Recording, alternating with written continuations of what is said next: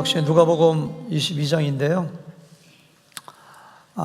오늘 말씀에 보면은 예수님의 네 마디 말씀 그리고 베드로의 한 마디 말이 나와요. 예수님이 하시는 말씀은 사탄이 너희를 밀가부르듯 하려고 나에게 청구했다. 어렵죠? 그 말 뜻이. 그러면서 내가 너희를 위해서 기도했으니까 네가 돌이킨 후에 내 형제를 굳게 하라. 이게 예수님 말씀이고요. 그러니까 베드로가 예수님이 감옥에 가면 감옥에도 같이 가고 예수님이 돌아가시면 죽는데도 같이 가겠습니다 라고 이야기하니까 예수님께서 아니야, 오늘 저녁에 내가 나를 3번 부인할 거야. 내용은 굉장히 간단해요.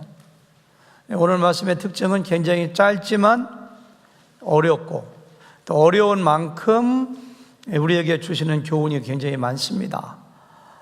그래서 비록 짧은 시간 동안이지만 같이 오늘 말씀을 깊이 묵상하면서 은혜를 받았으면 좋겠어요. 주의 만찬식을 거행하고 있는데 예수님이 이런 말씀을 꼭 하셔야 됐는가? 이런 말씀을 하신 이유가 무엇일까 생각해 봤는데 제가 3가지를 발견했어요. 한 가지는 우리의 눈에 보이지 않는 신비한 영적 세계에 대하여 예수님께서 알려주시기 원했습니다. 영적인 세계는 우리의 오감으로 감지할 수 있는 세계가 아닙니다. 오늘 본문은 예수님께서 사탄에 대한 이야기를 하시면서 사람이 어떻게 해서 타락하게 되고 어떻게 해서 실패하게 되고 어떻게 해서 넘어지게 되는가에 대한 그 진리의 말씀을 우리에게 전체는 아니지만 부분적으로 계시해 주는 말씀이고요. 두 번째는 베드로에 대한 경고의 의미가 있습니다. 베드로가 정말로 예수님의 수제자인데 예수님을 3번씩이나 부인하고 자기를 저주하고 자기가 실패하고 넘어졌다는 사실을 알았을 때 얼마나 자책하고 얼마나 괴로웠을까요? 그때 내가 끝난 것이 아니야, 너 일어날 수가 있어, 미리 알려줌으로써 미리 격려하시고 힘을 주신다는 의미가 있고요. 마지막 3번째는 베드로를 위로하고 격려할 뿐만이 아니라 새로운 사명을 주시는 거예요. 우리가 생각하기에는 예수님께서 요한복음 21장에 베드로에게 내 양을 먹이라, 내 양을 치라, 그 사명 주신 거 한 가지만 생각하시는데 그렇지 않습니다.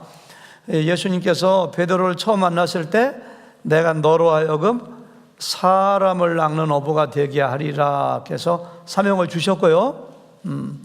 또 예수님께서 잡히시기 직전에 여기서 너는 돌이킨 후에 뭐라고요? 내 형제를 굳게 하라 사명을 주셨고, 나중에 부활하신 다음에 요한복음 21장에서 사명을 주세요. 그래서 베드로가 비록 넘어지고 실패하지만은 그 가운데서 사명을 새롭게 하고 그 사명을 리마인드 시켜주고 하는, 그러기 위해서 오늘 말씀을 주신다고 그렇게 생각이 돼요. 31절 보니까 아까도 말씀드렸습니다만 좀 어려워요. 시몬아 시몬아, 베드로의 본래 이름이죠. 베드로하고 시몬이 같은 사람입니다. 시몬아 시몬아 보라, 사탄이 너를 밀가부르듯 하려고 요구하였으나, 이 말이 굉장히 어려워요.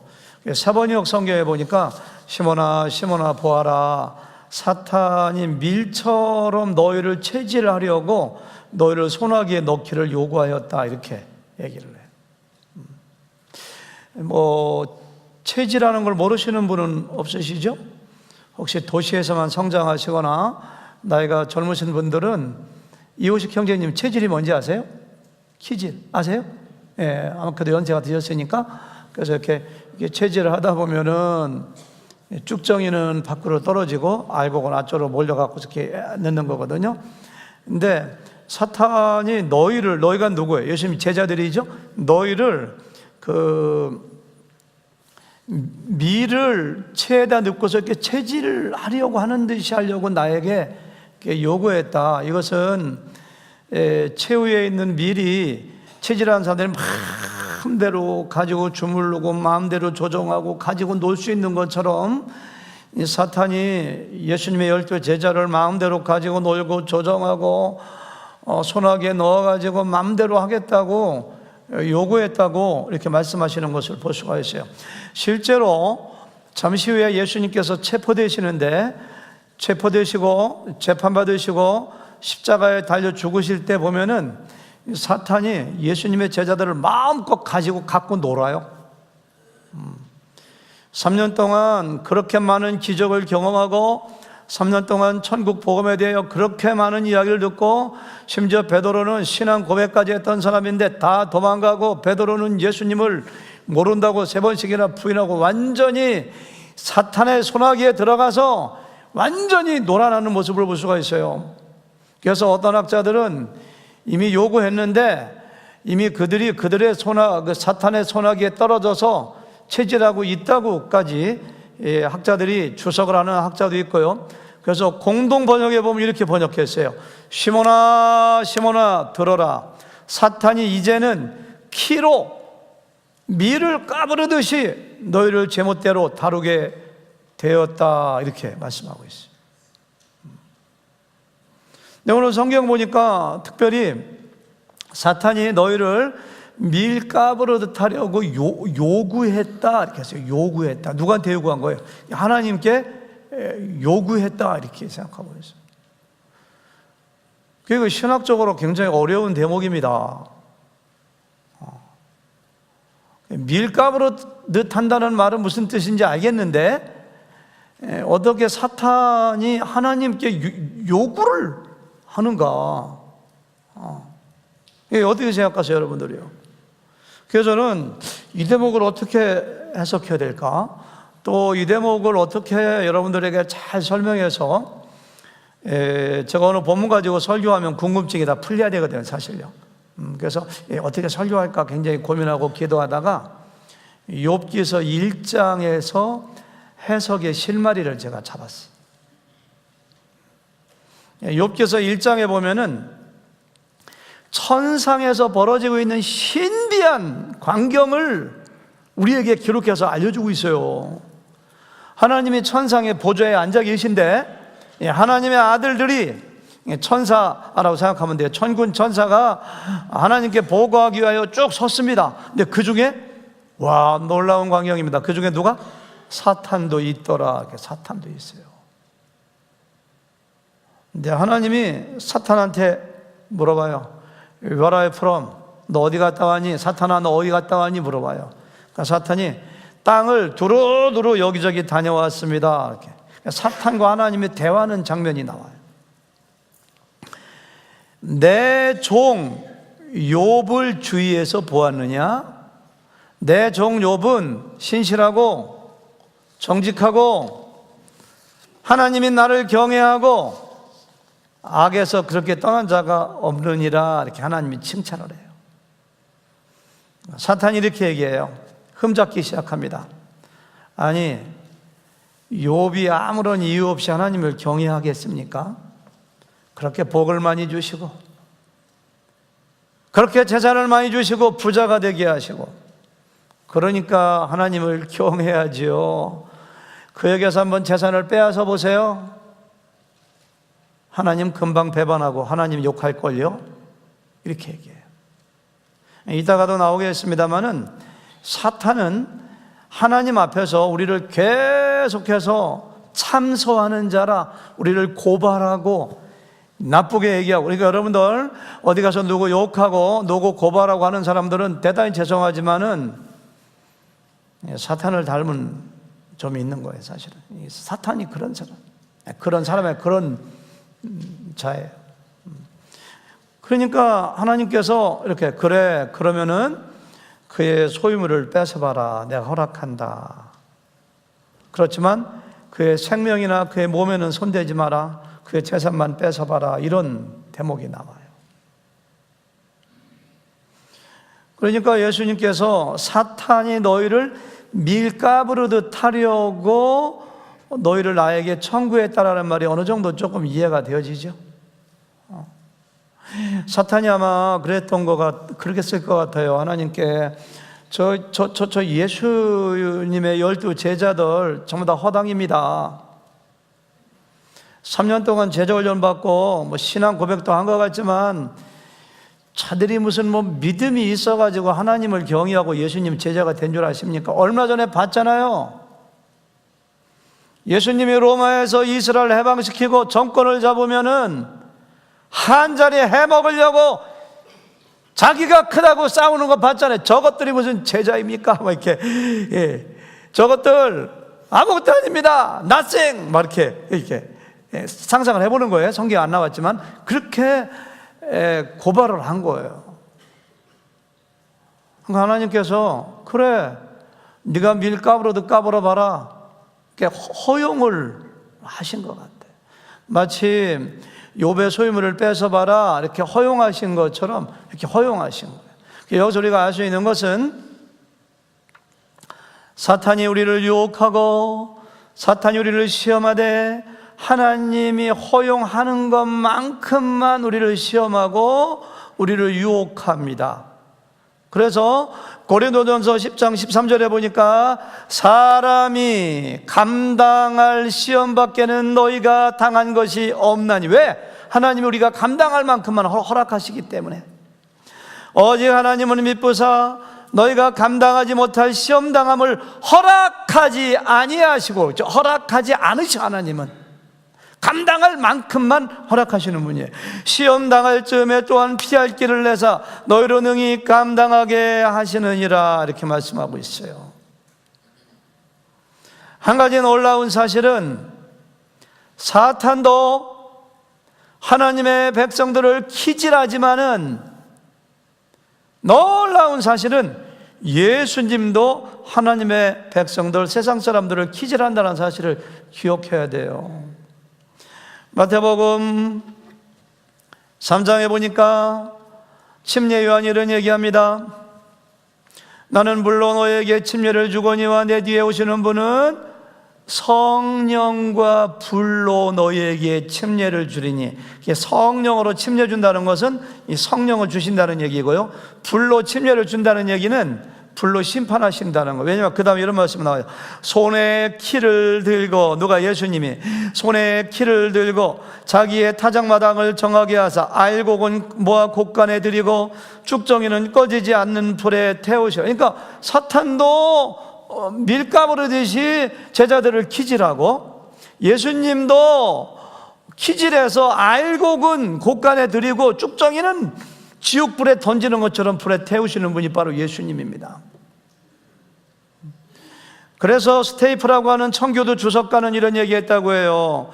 예수님은 키를 사용하셔서 알곡을 가려 곳간에 들이지만 사탄은 키를 사용해서 알곡을 가려내어 버리려고 한다. 이렇게 둘 다 키질을 해요. 근데 목적이 달라요. 우리가요 꼭 기억하셔야 됩니다. 사탄도 사람을 시험하지만 하나님도 사람을 시험해요. 사탄이 사람을 시험하는 것은 템프테이션, 죄를 지어 완전 타락하여 파멸에 이르게 하도록 사람을 유혹하는 시험을 하지만 하나님의 시험은 테스트. 얼마나 성장했는가, 얼마나 하나님을 사랑하는가, 그 테스트에 합격하면 더 큰 축복을 주시기 위하여 하나님도 테스트하는 거예요. 우리말에는 다 시험으로 되어 있지만은 영어 성경에 보니까 사탄은 템프테이션, 하나님은 우리를 뭐 한다고요? 테스트 하시는 분이에요. 창세기 22장에 보니까요, 아브라함이 하나님을 시험하시려고 부르셨다고 했어요. 시험하시려고. 시험 문제가 굉장히 어려워요. 내 사랑하는 독자 아들 이삭을 내게 제물로 바치라 이렇게 했어요. 아브라함이 끝까지 순종했어요. 그러니까 창세기 22장 12절에 보니까 내가 내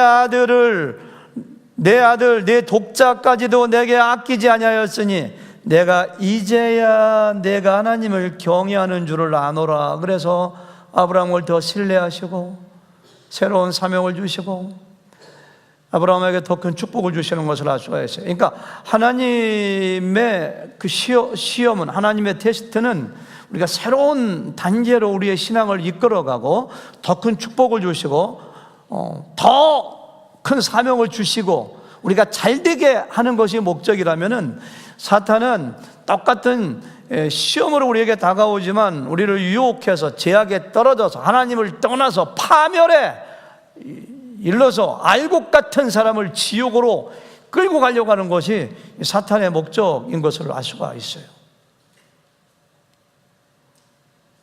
야고보서 1장 13절을 보니까 사람이 시험을 받을 때에 내가 하나님께 시험을 받는다 하지 말지니 이때 시험은 템프테이션이에요.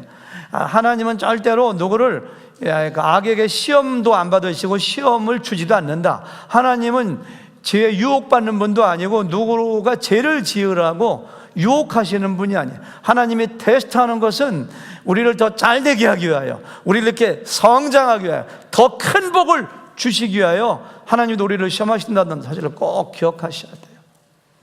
이러고 보니까 에어컨 좀 틀어주시면 더우신 분이 있는 것 같아요. 오늘 날씨가 더워요. 부채를 붙이는 분이 있네요. 그러니까 오늘 31절 말씀이 우리에게 잘 이해가 됩니다. 사탄은 예수님께서 십자가에 달리기 직전에 예수님의 12제자를 참소하면서 그들의 흠을 잡으면서 내가 저들을 완전히 장악하고 저들 가짜라고 막 참소하고 막 시험하고 유혹했지만 하나님께서 이렇게 허락을 하신 거예요. 하나님께서는 그들로 하여금 새로운 성장의 단계로 접어들어 성숙하게 하기 위해서 거기까지만 허락하셨다는 사실을 알 수가 있어요. 하나님이 허락하시지 않으면 되는데 왜 욥의 소유물에 손대라고 허락하셨고 제자들 허락하셨는가? 아까도 얘기했지만 하나님의 목적은 그들을 테스트함으로 새로운 성장, 그리고 더 그들의 순수한 신앙과 하나님의 경외함을 확인하고 새로운 단계로 나아가게끔 하나님은 이렇게 테스트하는 분이라는 걸 우리가 기억하셔야 돼요. 중요한 것은요, 굉장히 중요한 말씀인데요, 32절에 보니까요, 여기에 예수님이 개입하세요. 사탄이 그들을 밀가부르듯 하려고 청구했고 하나님이 허락하셨고 그들이 밀가부르듯 하고 그들이 유혹에 빠질 수밖에 없는 어려운 환경 가운데 있는데 거기에 누가 개입하신다고요? 예수님이 개입하세요. 이게 32절이에요. 다 같이 시작. 그러나 내가 너를 위하여 내 믿음이 떨어지지 않기를 기도하였노니 너는 돌이킨 후에 내 형제를 굳게 하라. 베드로를 중심으로 예수님의 제자들 정말로 죄를 범하고 파멸하여 예수님을 떠날 위기에 있었습니다. 그렇게 신앙 고백을 하고 예수님께 사랑받고 인정받던 베드로가 세상의 계집종 하나에 당신도 예수와 한패라, 그 말 한마디에 3번씩이나 나 예수님 모른다고, 내가 예수님을 알면 내가 손가락에 장을 지지지, 그런 말을 떠나서 내가 예수님 알면 내가 저주를 받지, 자기를 저주하기까지 예수님을 부인해요. 근데 그 가운데서 그가 건진받은 것은 예수님의 이 말씀이 생각이 나서 닭에 3번 울자 생각이 나서 밖으로 나와서 심히 통곡하였더라. 그리고 회개하고 주님께 돌아와서 충성된 제자가 된 것을 알 수가 있어요. 왜 그런지 아세요? 예수님께서 그러나 내가 너를 위하여 내 믿음이 떨어지지 않도록 기도하였다. 예수님은 중보자예요. 중보자. 온 세상에 하나님과 사람 사이에 중보자는 예수님 한 분밖에 없으십니다. 중보자라는 뜻이 뭔가요? 영어로 보니까 intermediator. 그래서 그 원수된 두 존재 사이에 서가지고 mediator, 두 사람을 이렇게 중재시키는 거예요. 사이에 서가지고. 죄인된 인간이 하나님께 절대로 나갈 수가 없습니다. 그런데 예수님께서 십자가에 달려 돌아가심으로 말미암아 하나님과 인간 사이에 다리를 놓아주셨고 인간이 예수님의 보혈의 공로, 예수님의 이름으로 의지하여 하나님께 담대히 나가서 기도하고 예배하고 사명을 감당할 수 있는 중보자가 되어 주셨어요. 지금도 여전히 중보의 사역을 감당하고 계십니다. 어디에서? 하나님 우편에 앉아 계셔서 지금도 우리를 위해서 기도하시는 분이 우리 예수님이에요. 성경에 보면요, 대단히 죄송합니다, 사탄과 예수님을 비교해서 비교할 거리가 안 되는데요, 대조입니다. 대조, 비교가 아니라. 사탄과 예수님의 역할은 정반대입니다. 정반대. 요한복음 8장 44절에 보니까 사탄은 처음부터 살인한 자요, 거짓말장이요. 그러니까 여러분과 제가 자기도 모르게 거짓말한다면 그때는 이 사탄의 영향을, 거짓말하면 절대 합니다. 어떤 것도. 사탄은 거짓말장이요, 거짓의 압이라고 했어요. 요한계시록 12장 10절 보니까요, 사탄은 밤낮 우리를 하나님께 참소하던 자, 참소라는 것이 모함하고 고소한다는 뜻이에요. 영어로 보니까 the accuser of our brothers, 우리의 형제들을 accuser, 고소하는 거. 다시 설명하는데요, who accuses them, 그들을 이렇게 고소해. 하나님 어디에서? before our God, 하나님 앞에 서가지고 사탄이 밤낮으로 나를 고소하고, 정말 험이 없으시고 좋으신 어목사님 충격받지 마세요. 사탄이 어목사님을 계속 고소한대. 계속 우리를 다 누가 잘못했다, 누가 죄인이다, 누구냐 막 계속 나왔죠. 오죠. Who accuses them before our God, day and night, 밤낮으로 우리를 고소해요. 그런 사탄이 요한계시록 12장 보니까 마지막에 has been hurled down, 밑으로 지옥으로 내던져요. 사탄은 거짓말장이고 살인하는 자고, 최고의 특징이 뭐냐면은 사탄의 뜻이 우리 고소한다는 뜻이거든요. 늘 고소하는 자. 하나님이 재판장이라면은 사탄은 검사입니다. 검사. 우리가 형사체에 연루되어서 재판을 받아본 적이 없지만, 제가 만약에 어떤 죄를 지어가지고 형사 고발당해서 재판을 받아서 감옥에 가느냐 마느냐, 10년이냐 20년이냐 석방이냐 그런 거 따질 때 검사가, 죄송합니다, 죽이고 싶도록 미울 것 같아요. 내가 계속 죄인이라고, 무기징역에 청해야 된다고, 사형시켜야 된다고, 없는 죄도 만들어가지고 검사가, 혹시 이 중에 검사 계시면 용서해 주세요. 그 검사가 계속, 검사하는 역할이 죄를 만들어가지고 뒤집어 씌우고 형이 많이 나오도록 하는 게 검사의 역할이라면은, 사탄이 하나님 앞에서 우리를 향하여 그거 하는 겁니다. 그래서 그냥 지옥에 보내려고, 사탄이 그거예요. 근데 예수님은 정반대입니다. 요한일서 2장 1절을 제가 현대인 성경을 읽어보니까요, 예수님은 우리의 변호사라고 했어요. 나의 믿음의 자녀들이여, 여러분이 죄를 짓지 않게 하려고 나는 이 편지를 씁니다. 요한 1서를 기록하는 목적이 바로 뭐냐? 하나님을 믿고 구원을 받은 하나님의 백성들이 죄를 짓지 않아야 됩니다. 우리가 죄를 지으면 안 돼요. 그럼에도 불구하고 우리는 죄성을 가지고 있기 때문에 실수하여 죄를 지으면, 그 다음 나와요. 그러나 만일 누가 죄를 짓더라도 아버지 앞에서 우리를 변호해 주시는 의로우신 예수 그리스도가 계십니다. 할렐루야. 얼마나 감사해요. 여러분과 제가 만약에 재판정에 가서 재판을 받을 때 돈이 없으면은 변호사를 살 수가 없습니다. 이번에도 전임 한국 대통령 재판 받는데 뭐 변호사비가 30억이니 40억이니 어마어마한 돈을 들여가지고, 왜? 변호사를 얼마나 능력 있는 사람, 누구를 선임하느냐에 따라서 무죄가 되느냐 유죄가 되느냐, 5년이냐 10년이냐 무기징역 막 결정되거든요. 근데 우리에게 우리 인생의 변호사가 하나님 우편에 앉아 계신다는 게 얼마나 감사해요. 예수님이 우리의 변호사가 되어줬어요. 예수님께서 변호사가 되셔가지고 베드로를 위해서 기도해 주셨다는데 뭐라고 기도했을까? 제가 생각해 봤는데 이렇게 기도했을 것 같아요. 하나님 아버지, 베드로가 내가 체포되니까 두려움에 떨어서 소망이 꺾이니까 저렇게 순간적으로 나를 부인하고 무서워서 도망가지만, 베드로 아시잖아요. 베드로 하나님을 사랑하는 사람입니다. 나의 수제자입니다. 베드로는 나에 대하여 살아계신 하나님의 아들이라고, 그리고 우리의 구원자라고 고백했던 믿음이 있는 사람입니다. 저의 믿음을 떨어지지 않게 해주세요. 베드로의 신앙 고백을 가지고 예수님께 아마 변호했을 것 같아요. 우리가 어떤 죄를 지었을 때 사탄은 하나님 앞에 서가지고 저 오인균 보라고 목사이면서 이런 죄를 짓고 저런 죄 짓고 저런 사람 어떻게 천국 백성 되겠느냐고 지옥불에 던져버리라고 막 고소하고 참소하면 예수님께서 뭐라고 기도하실 것 같아요? 하나님, 아닙니다. 오인균은 저렇게 부족해 보여도 예수 그리스도의 보혈에 피가 묻어 있습니다. 예수님을 믿는 믿음이 있지 않습니까? 내가 저 사람을 위해서 십자가에 죽었는데 죄가 없는데 설령 저런 죄를 지었다 할지라도 이미 모든 죄가 용서받았습니다. 하나님 그러니 용서해 주세요. 우리 이렇게 변호해 주시는 예수님이 계시다는 것이 얼마나 감사해요. 그러니까 로마서 8장 33절 다 같이 읽어볼까요?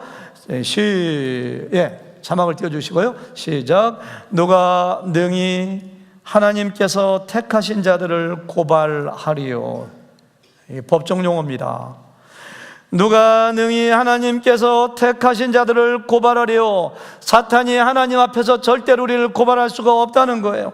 의롭다 하신 이는 하나님이시니 누가 정죄하리요. 죽으실 뿐 아니라 다시 살아나신 이는 그리스도 예수시니 그는 하나님 우편에 계신 자요 우리를 위하여 간구하시는 자니라. 사탄이 우리를 고발하지 못해요. 고발해도 헛수고예요, 헛수고. 히브리서 7장 25절에 보니까 그러므로 자기를 힘입어 하나님께 나아가는 자들을 온전히 구원하실 수 있으니 이는 그가 항상 살아계셔서 그들을 위하여 간구하심이라. 지금 예수님은 뭐 하시는가? 하나님 우편에 앉아 계셔서 여러분과 저를 위하여 간구하시고 변호해 주신다는 사실에 우리는 날마다 춤을 추며 기뻐하고 감사해야 됩니다. 할렐루야, 아멘. 하나님이 그러신 분이에요. 예수님 우리 변호해 주세요.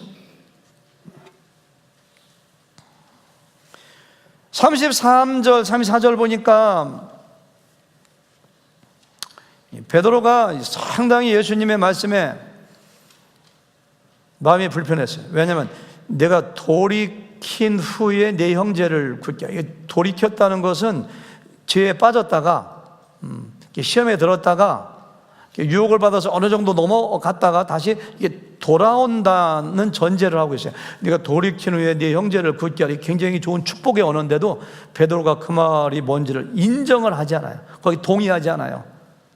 베드로가 이렇게 얘기해요. 그가 말하되 주여, 아마 그냥 목에 핏대를 팍 세웠을 것 같아요. 주여, 내가 예수님 배반할 사람 같습니까? 그런 뜻이 있는 거예요. 주여, 내가 주와 함께 오게도 죽는데도 가기를 각오했습니다. 대단한 의지, 대단한 호언장담. 정말로 예수님을 사랑하는, 어쩌면 호언장담이지만 신앙 고백도 들어가 있어요. 예수님께서 베드로를 특별히 사랑하신 것은 이와 같이 예수님을 사랑하는 마음이 있었기 때문인지 몰라요. 근데 예수님께서 그 말을 인정 안 해요. 어떻게 하시냐면, 베드로야, 내가 네게 말하노니 오늘 딱 울기 전에 내가 3번 나를 모른다고 부인하리라. 결국 베드로는 실패했어요. 예수님은 3번 부인했어요. 그럼 넘어졌어요. 여기서 알 수 있는 거 2가지가 있는데요. 한 가지는요, 그러니까 영적인 싸움을 싸울 때 우리의 의지만 가지고서, 우리의 힘만 가지고서 사탄을 이길 수가 없습니다.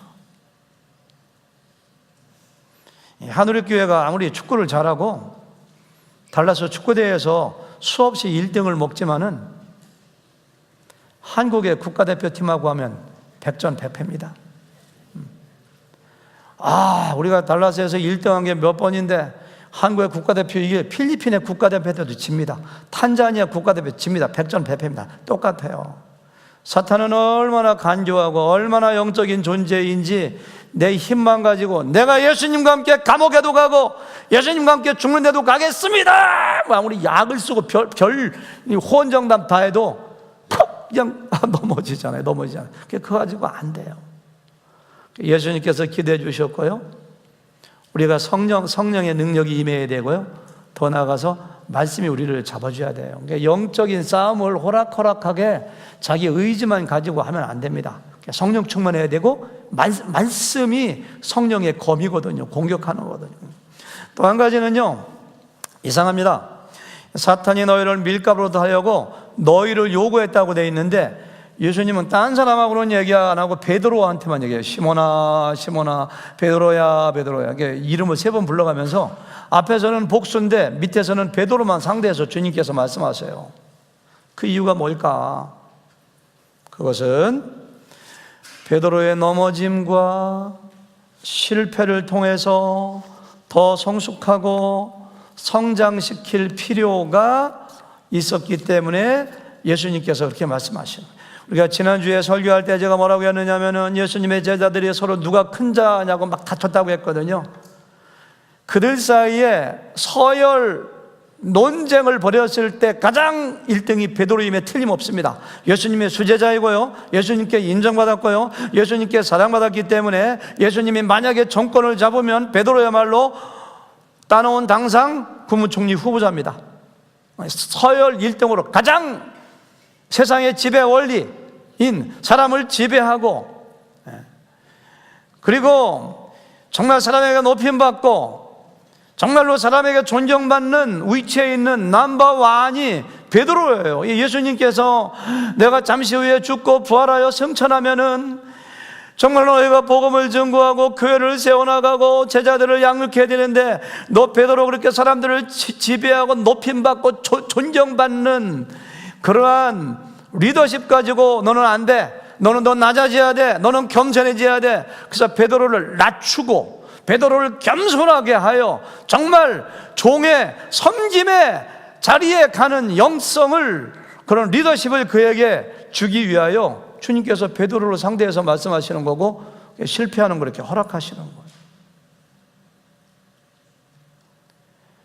베드로의 일생을 보면은 실패를 밥 먹듯 한 사람입니다. 신앙 고백을 하더니 예수님 십자가 달려 죽으면 안 됩니다. 예수님께서 사탄아 내 뒤로 물러나라. 그것도 실패예요. 예수님 뜻을 몰랐으니까. 막 예수님이 물 위에 걸어오시니까 자기도 팍 뛰어들어가고 몇 발짝 걷다가 물에 빠져들어가요. 변화산에서 예수님의 의도도 모르고 여기서 살죠, 제가 집 짓게요. 겟세마네 동산에서 기도하라니까 잠을 자요. 결정적인 베드로의 실패가 예수님을 3번 부인한 거예요. 이런 실패를 통하여 베드로는 주님의 위대한 사도로 성장해 나가고 사명을 받는 그런 사람이 돼. 찬송 하나 부르려고 했는데 시간 없어서 안 되겠네요. 여러분 꼭 기억하세요. 모든 사람은 실패합니다. 실수합니다. 실패보다 더 중요한 것은 실패한 자리에 주저앉는 것이 아니라 다시 일어나는 것입니다. 하나님의 자녀에게 실패란 없어요. 예수 믿고 구원받은 천국 백성의 사전에 실패란 단어는 존재하지 않습니다. 왜? 하나님이 감당할 시험만 허락하시기 때문에. 왜? 예수님이 나를 위하여 변호하시고 중보하시기 때문에. 왜? 하나님이 나를 사명자로 세워 나를 사용하실 것이기 때문에. 베드로에게서 우리가 그런 걸 볼 수가 있어요. 제가 좋아하는 목사님은 아닌데 이 글은 굉장히 의미가 있더라고요.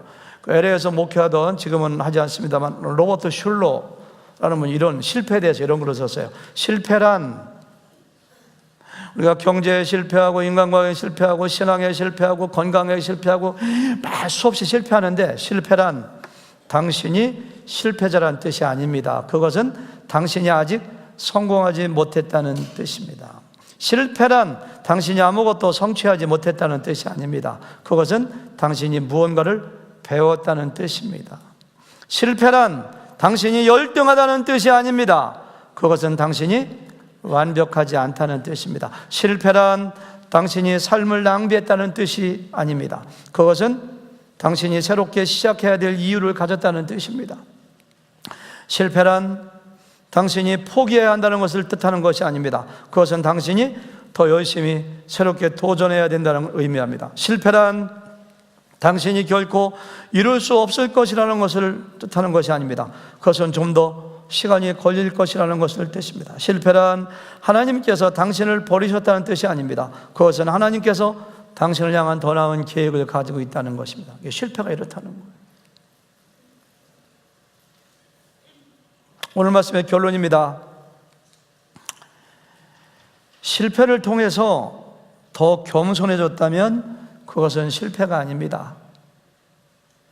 12 제자 중에 가장 높은 자리에 사람들을 지배하고 존경받고 높임받기 원했던 베드로는 예수님을 부인하는 실패를 통하여 정말로 겸손하고 낮은 자리에 사람들을 섬기는 예수님의 목자로 거듭났습니다. 그래서 베드로전서 5장에 보니까 너희는 사람들을 주장하지 말고 겸손하게 섬기는 사람, 겸손으로 허리를 동일하고, 자기가 겸손하지 않고 그런 얘기 할 수가 없습니다. 그러니까 베드로는 실패한 것이 아니에요.